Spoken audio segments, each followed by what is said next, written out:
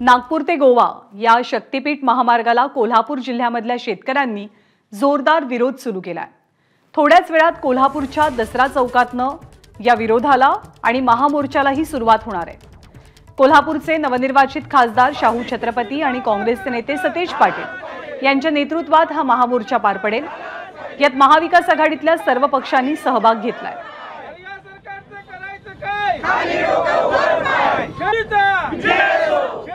अधिक माहिती देण्यासाठी विजय केसरकर आपल्या सोबत आहेत।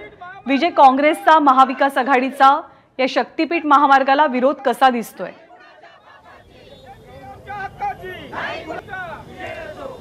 ज्ञानदा अगदी बरोबर आहे, कारण शेतकरी हा अतिशय संतप्त झालेला आहे। कारण हा जो शक्तीपीठ महामार्ग आहे जो नागपूरवरून गोव्याच्या दिशेने जाणार आहे, या महामार्गामुळे अनेक शेतकऱ्यांच्या शेतीया त्यामध्ये जाणार आहेत आणि काही शेतकरी जे अल्पभूधारक झालेले आहेत ते आता भूमिहीन होतील आणि म्हणूनच कुठेतरी हा महामार्ग या ठिकाणी व्हायला नको अशा पद्धतीची भूमिका आहे ती या ठिकाणी कोल्हापूर जिल्ह्यातल्या सगळ्या महाविकास आघाडीच्या नेत्यांनी घेतलेली आहे आणि विरोध देखील झालेला आहे।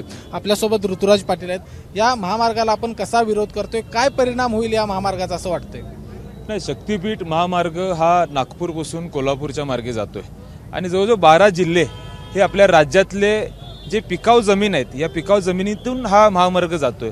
खऱ्या अर्थाने विशेषतः कोल्हापूरचा विचार केला तर 60 गावं म्हणजे 126 किलोमीटर हा महामार्ग कोल्हापूरमधून जातोय आणि राज्याचा विचार केला तर जवळजवळ 27,000 एकरच्या आसपास आज ही जागा या ठिकाणी जाणार आहे। खऱ्या अर्थाने जी पिकाऊ जमीन आहे ही सर्व शेतकऱ्यांची उद्ध्वस्त होणार आहे आणि मग आमचा विरोध आहे, कारण जे शेतकरी काही लोकांचं घर देखील उद्ध्वस्त होते, काही लोकांची शेती उद्ध्वस्त होतात आणि हा महामार्ग नागपूरपासून जर कोल्हापूरला यायचा असेल तर अनेक पर्याय मार्ग आहेत आणि एवढे पर्याय मार्ग असून देखील आज तुम्हाला हा हायवे झालाच पाहिजे, हा महामार्ग झालाच पाहिजे, हा हट्टास कशासाठी, हा प्रश्न आमचा आज सरकारला आहे।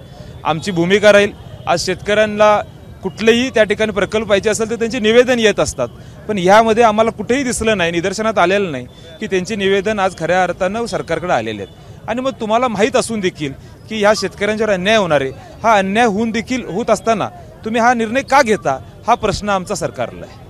तर आपण बघितलं ज्ञानदा, या ठिकाणी खूप मोठ्या संख्येने शेतकरी आहेत ते जमा झालेले आहेत, कारण शेतकऱ्यांची जमीन या ठिकाणी जाणार आहे आणि शेतकरी भूमिहीन होणार आहेत। अशामुळं हा शक्तीपीठ महामार्ग हा शेतकऱ्यांच्या फायद्याचा नाही तर शेतकऱ्यांच्या तोट्याचा आहे आणि शेतकऱ्यांना हा फायद्याचा महामार्ग नाही अशी भूमिका घेत काँग्रेस महाविकास आघाडी आज कोल्हापूरमध्ये आक्रमक झाली आहे आणि या शक्तीपीठ महामार्गाला जोरदार विरोध दर्शवला जातोय।